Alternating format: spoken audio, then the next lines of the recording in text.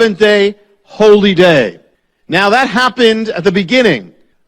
At the same time, the Bible says that's the creation. The Bible says that there's a new creation now. And in the new creation is brought through Messiah. It's brought through Messiah on the cross and in the resurrection. That is the work of a new creation, a new birth, a new Genesis, a new beginning.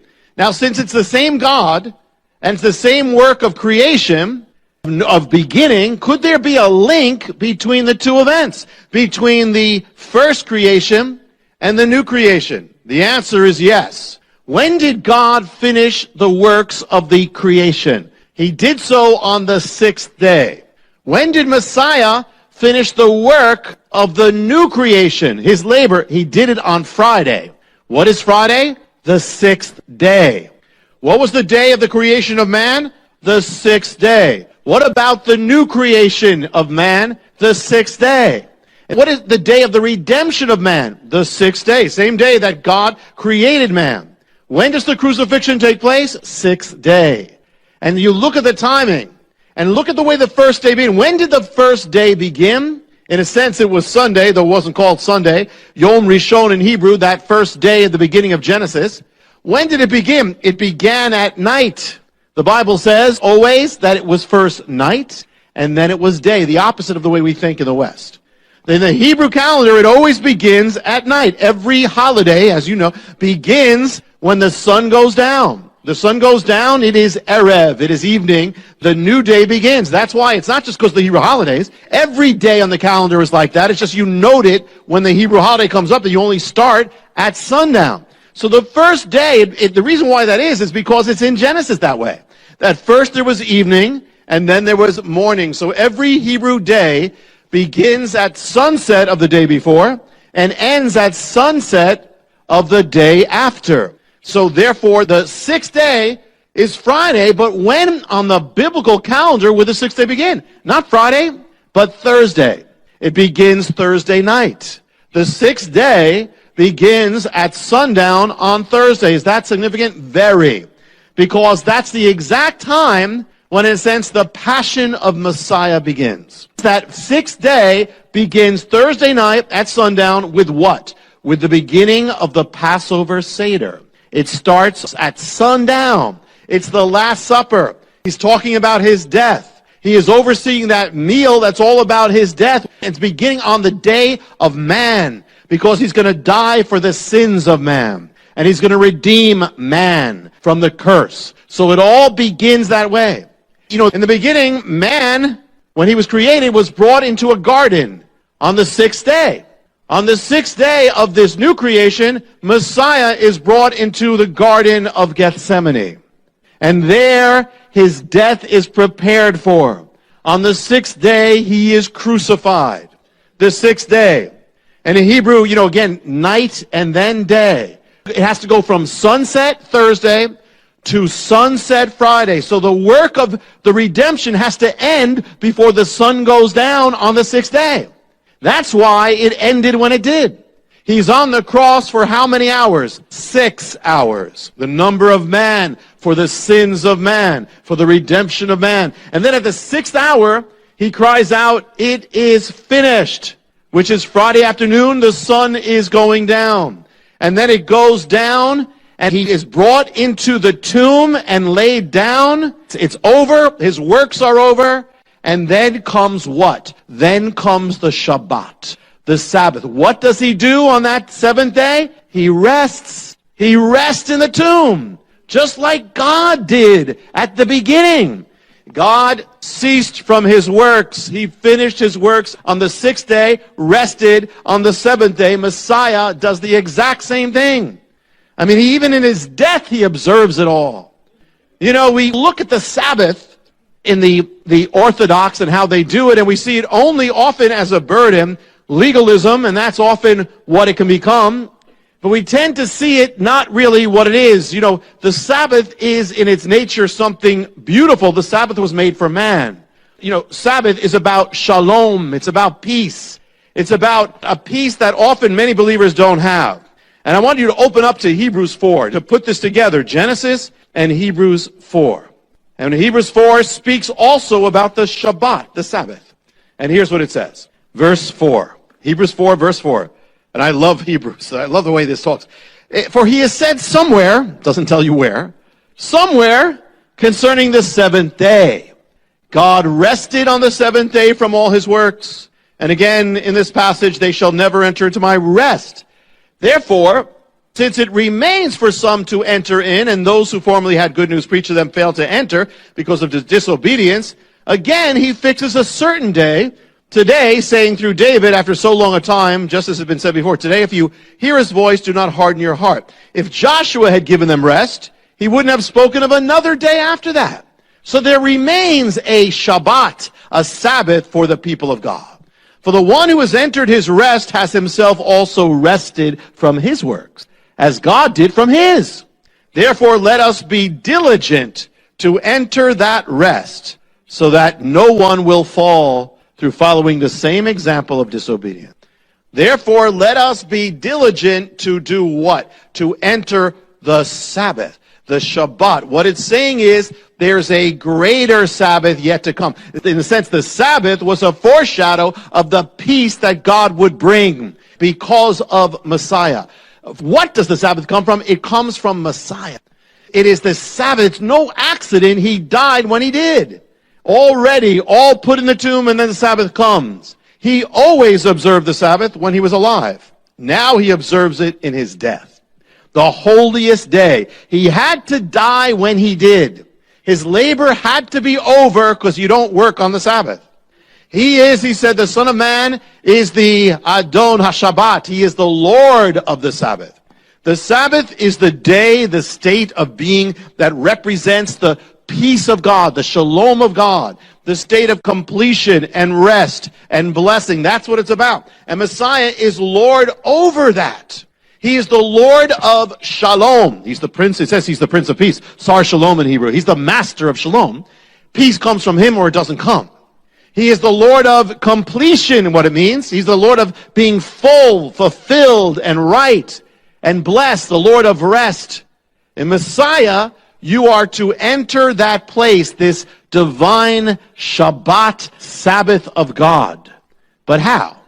In the book of Hebrews, it's written, let us enter, let us labor to enter. It may take some work to get in. We're going to see that.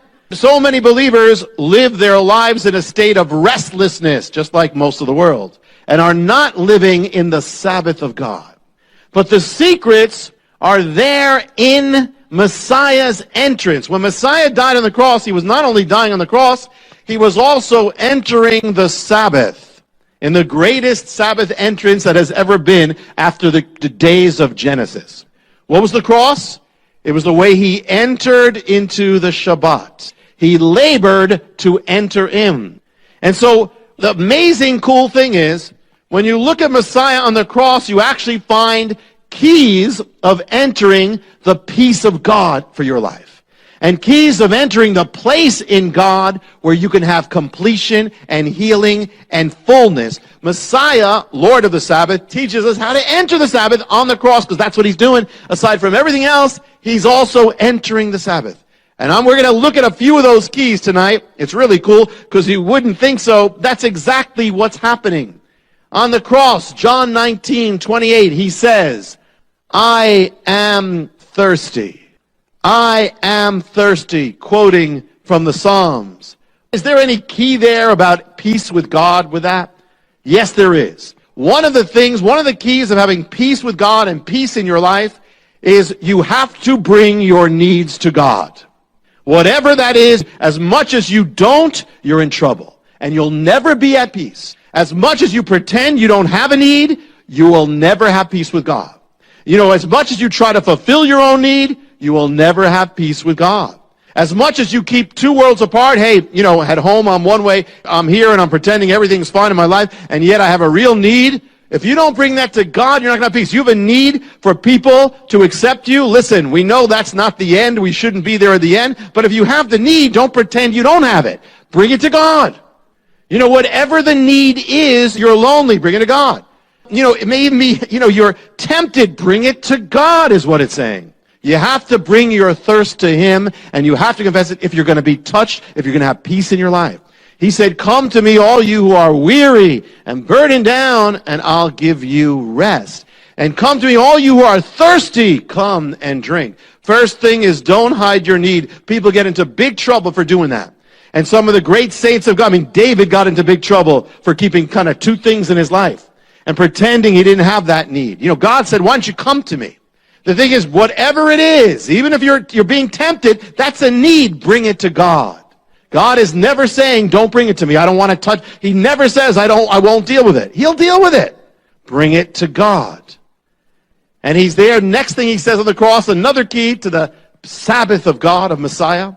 Matthew 27:45, he says, Eli, Eli, lama sabachthani. He speaks Aramaic, quoting from the Psalms in Aramaic. Eli, Eli, my God, lama, why? Sabachthani, have you forsaken me? Now people argue and say, how could he be God if he's saying, my God, you've forsaken me? That's the awesome thing about the cross. It's God actually separating himself from himself so he could be one with us who are separated from God. And yet it's all that, and it's also part of the Sabbath entrance. You wouldn't expect a leader to say this publicly, and here of all people, Messiah to say this, to say something like that, saying that God has forsaken him, and he's saying, why? But another next key related to the first, for you to have peace with God, peace in your life, is that come as you are. Bring everything, even the sin in your life, especially the sin, God wants it.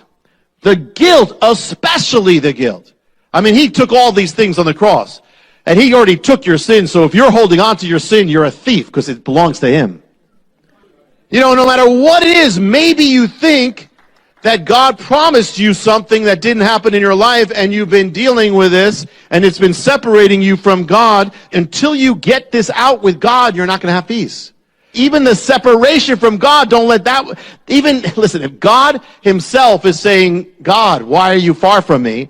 If God could separate from himself and still be God, that means that no matter how far you feel from God, there's a way, doesn't matter what it is, even that won't separate you from God. You could have committed murder, and that still won't separate you from God if you bring it to God. It's just you don't feel him close. Bring it to him. You're mad at God. You ever been mad at God? Yes, of course you've been mad with God sometimes. The key is, we know the end of the story is that God wins the argument. But the thing is, if you don't ever argue with him, he'll never win in your life. You understand? Jacob wrestled with God. And you're mad with God, bring it to God. It's okay. It's not going to shock him. Other people in the Bible were mad about him. David was. Others were. The thing is that God is used to that. But you got to bring it to God. And at times you might even say, listen, I don't feel like, I remember a time when we were waiting, hoping for a particular building that fell through early on, and we had no other building. And I remember that day when it fell through after a year, I said, God, I'm just not happy with you today. And I don't feel like talking to you today. But I was telling him that I didn't feel like talking to him. It was okay if you don't feel like talking to him as long as you tell him about it. What happened was, God then did the biggest miracle. The next day, he got us the building. But I had to get to that point. If I just didn't deal with it, not it. Lama, he says, why, God? Which means we don't have to understand everything, but still bring it to him. Why, God? I don't understand, but I don't have to understand everything, but this is what I'm feeling. Come as you are. No matter how distant you are from God, he's there with you, also knowing what it is to be distant from God. Even in that. Eli, Eli, lama sabachthani.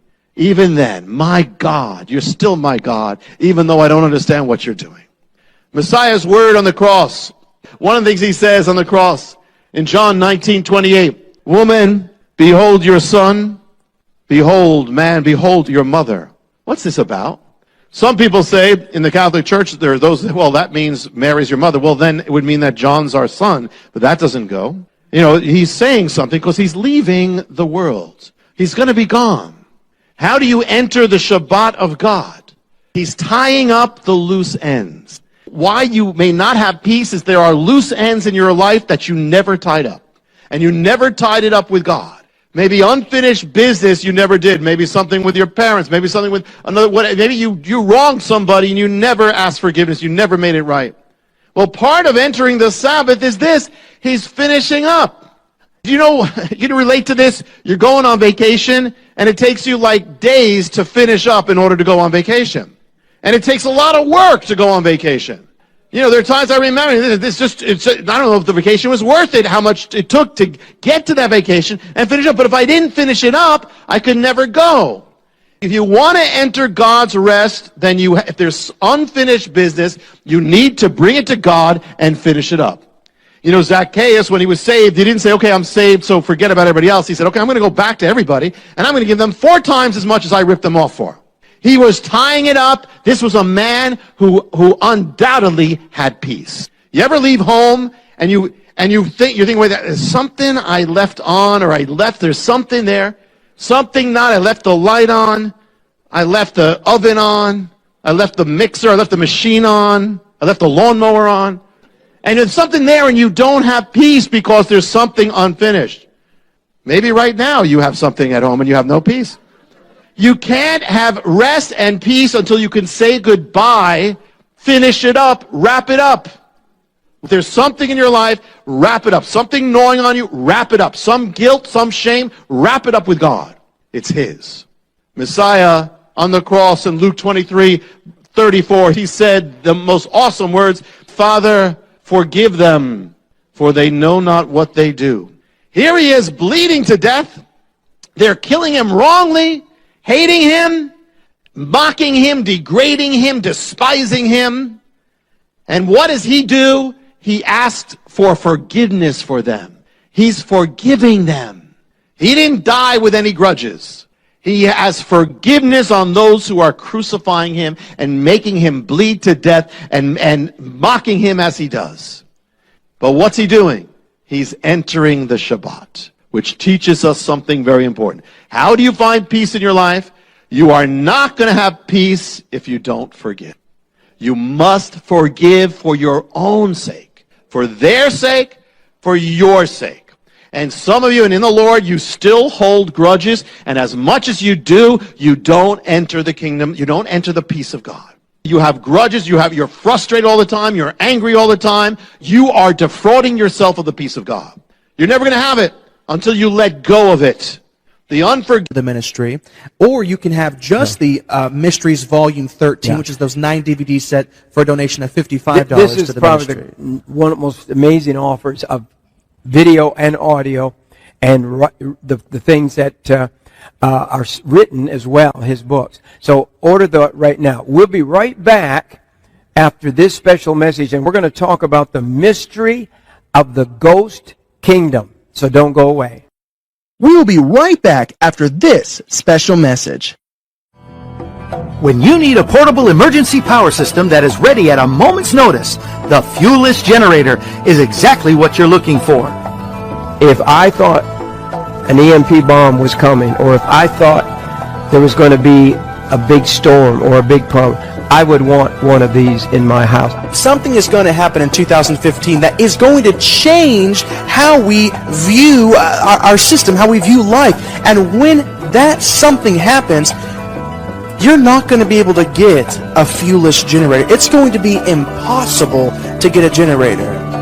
I'm really enthralled with this device. It's an elegant technology. With every storm we've had this winter, I just pull the thing out, I set it up in the living room, I run some extension cords into other rooms. I even ran my 60-inch television off it. Call 1-888-988-1588 or write to Jim at P.O. Box 7330, Branson, Missouri 65615. It's such an incredible offer. For example, this is for a donation of $2,500 to the ministry. And the unit just by itself is a retail value of $2,500, but you're also going to get a solar panel, which is a retail of $500, then the 20-foot extension cord, and that retails for over $50, and then the crane, which is a retail of over $200. So it's an absolutely incredible savings. A lot of people ask me to endorse stuff and all that. This is the only thing I have been endorsing like this. I fully believe in this product. Wow. But can you imagine in the pitch darkness that you have light? You can also go to the website JimBakkerShow.com. Thank you for your continued support that helps keep us broadcasting around the world.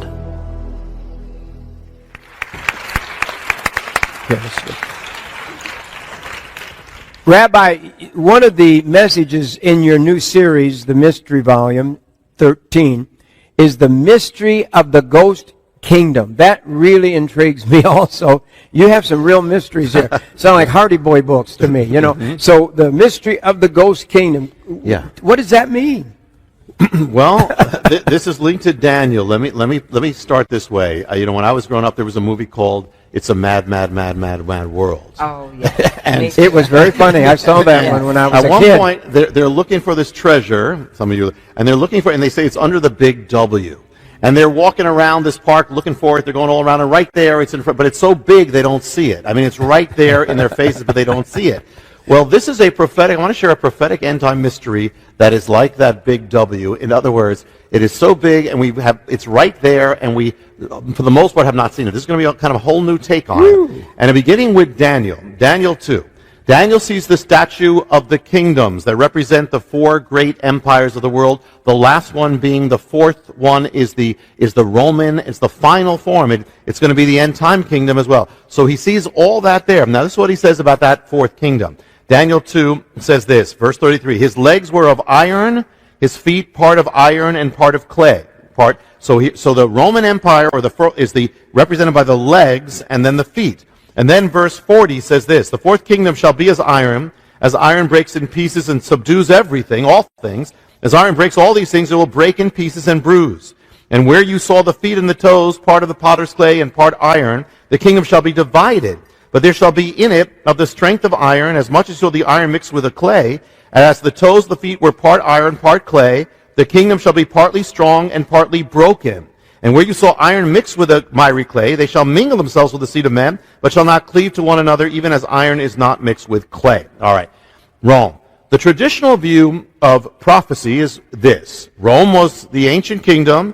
It fell in ancient times, long gone. We're waiting for when it will reappear. Now, that is true. That is true. Much can be said, but there's a whole nother realm of this that is true that I believe we've missed. In fact, the fourth empire is already here. And let me share this. Here's the key. First key is the legs are divided. It's a divided, and then the toes, it says it's a divided kingdom, divided empire.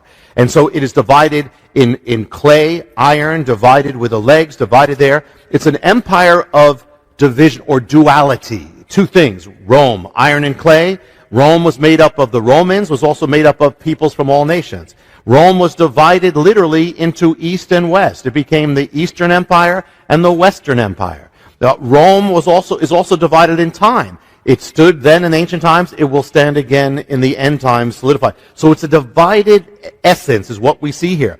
What if the Fourth Empire, Rome, didn't end, still exists in a different form? It will exist in a solid form at the end, but what if iron breaks into pieces, but clay, it says, is broken. So it breaks, but it breaks other things, but it also gets broken. And by doing that, it subdues the world. What is that? There are different ways of subduing the world. What if the Roman Empire, by actually breaking, has been part of subduing the world? Rome is gone, or is it? The picture we have is Rome falling in 476 AD. The Germanic tribes come in, wipe it out. But what people don't know, by that time, Rome was already made up, the army was already made up of Germanic tribes of Rome. Much did not change when that happened. In fact, they even have a hard time making a real date of if it ended. That actually, the barbarians, who we say took over, continue to recognize the Roman Empire and said they are under the Roman Empire.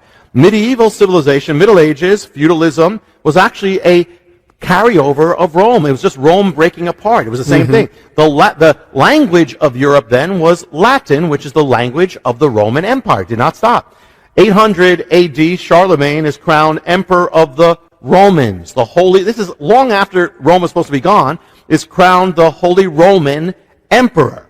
Rome will remain the center of civilization for over 1,000 years. Most of us learned in school about what we call the Renaissance. What's the Renaissance? The Renaissance is the rebirth of what? It's the rebirth of Roman culture. It was all about Rome culture infusing everything.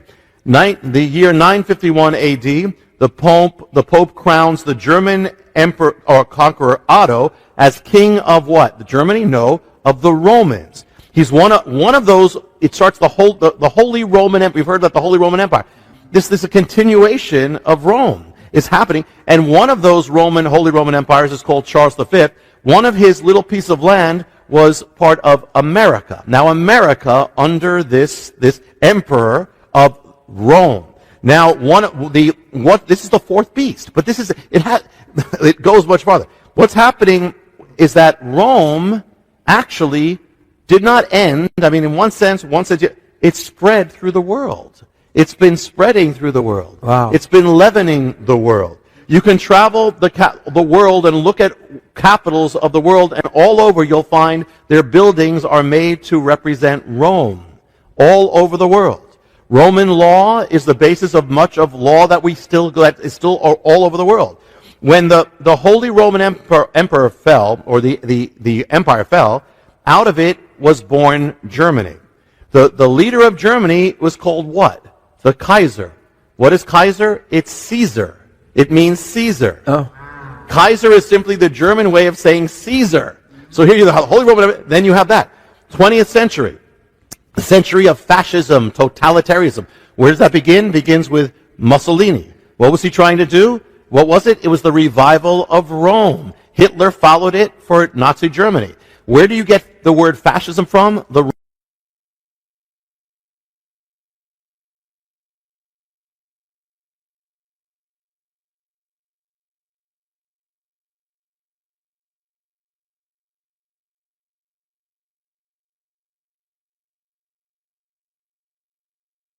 reign, they ruled as what? What's their title?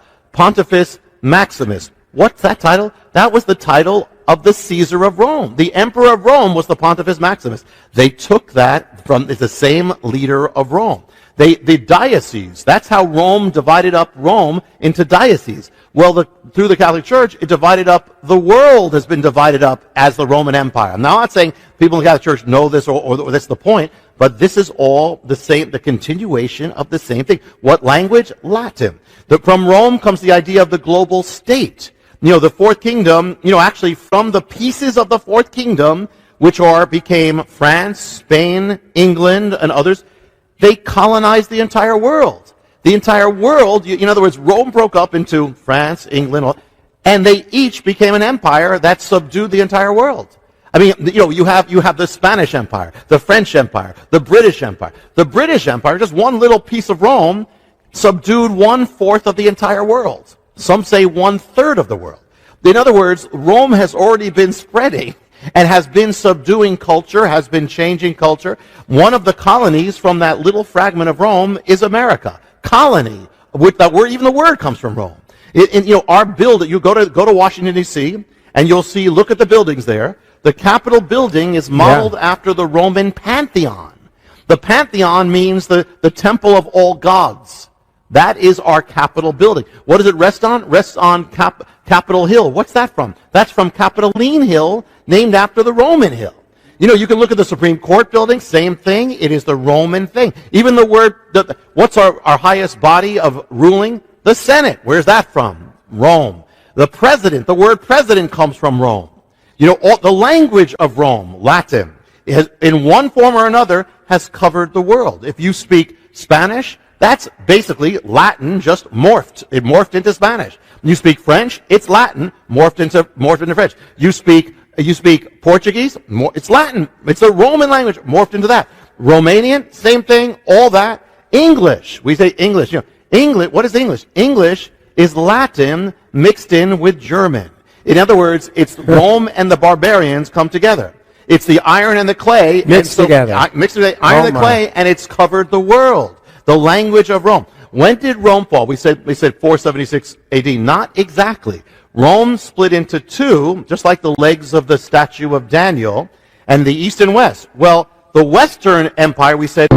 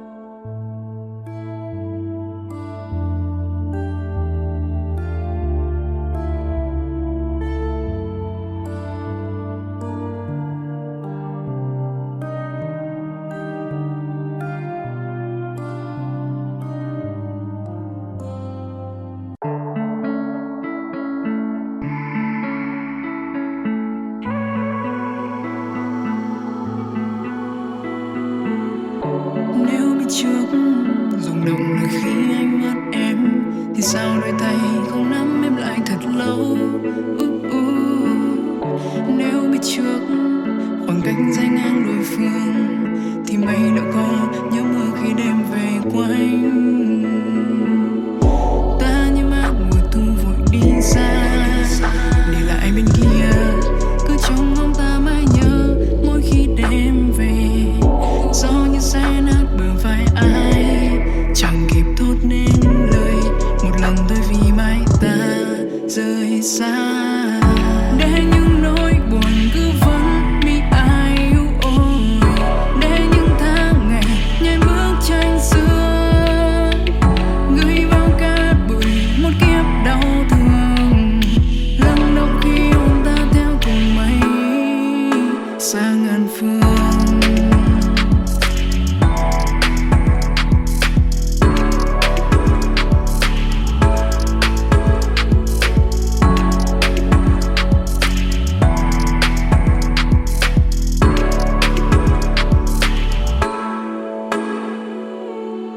Những ký ức giờ chỉ còn trong nỗi nhớ của anh ngồi lá rơi xuống như mưa vội đêm theo đến nơi xa. Vẫn những tiếng lòng ai giờ đang sát bóng nơi nhà, tập quen với những nỗi nhớ cô đơn một mình. Để những nỗi buồn cứ vẫn bị ai yêu ôi, để những tháng ngày nhai bức tranh xưa gửi vào cát bụi một kiếp đau thương. Lần đầu khi ông ta theo cùng mây xa ngàn phương.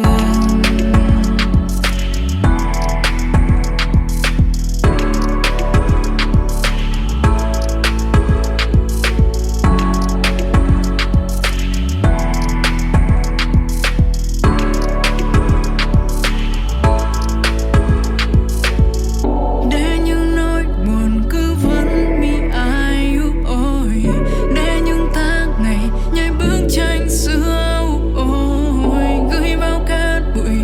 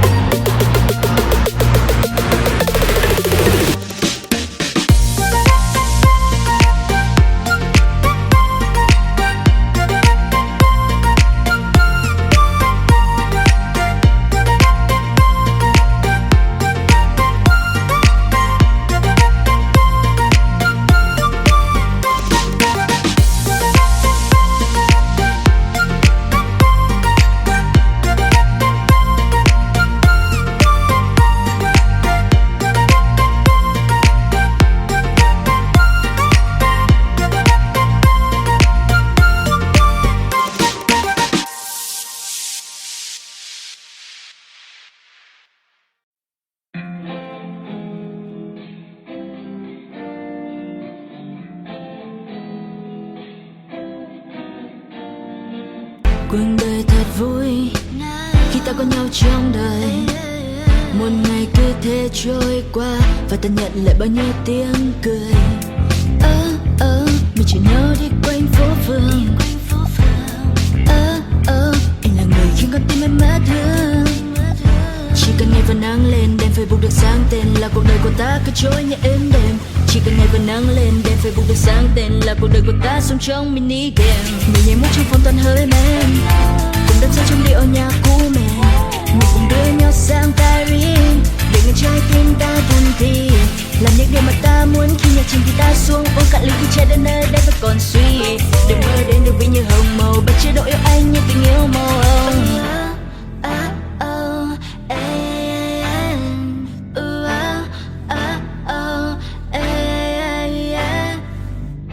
Anh như là con thuyền, em muốn được đắm chìm. Anh như là cơn nghiện, làm con tim em yêu đến phát điên. Mình chỉ nhau đi quanh phố phường. Anh là người khiến con tim em mất thương. Chỉ cần ngày và nắng lên đèn Facebook được sáng tên là cuộc đời của ta cứ trôi như êm đềm. Chỉ cần ngày và nắng lên đèn Facebook được sáng tên là cuộc đời của ta sống trong mini game. Mình nhảy múa trong phòng toàn hơi men, cùng đắm say trong điệu nhạc cũ mềm. Mình cùng đưa nhau sang Paris để nghe trái tim ta thầm thì làm những điều mà ta muốn. Khi nhạc trình thì ta xuống uống cạn ly khi trái đến nơi đây vẫn còn suy. Để mơ đến được vì như hồng màu bất chế độ yêu anh như tình yêu màu. Yêu anh phát điên. Bất chế độ yêu anh như tình yêu màu hồng.